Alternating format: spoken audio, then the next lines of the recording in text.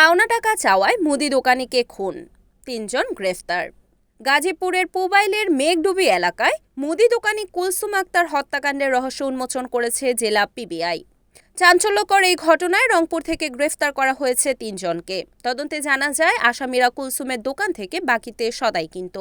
পাওনা টাকা চাওয়া নিয়ে বিরোধ এবং চুরির লোভ থেকেই তারা এই হত্যার পরিকল্পনা করে।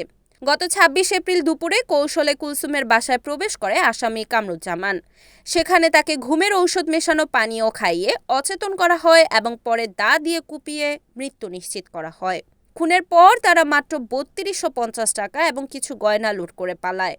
তবে মজার ব্যাপার হলো, স্বর্ণ ভেবে তারা যা নিয়ে গিয়েছিল, পরে সেগুলো সিটি গোল্ড বা নকল গয়না হিসেবে প্রমাণিত হয়।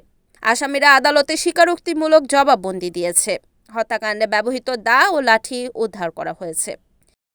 Report Raju Hossain, NNTV, Gazipur.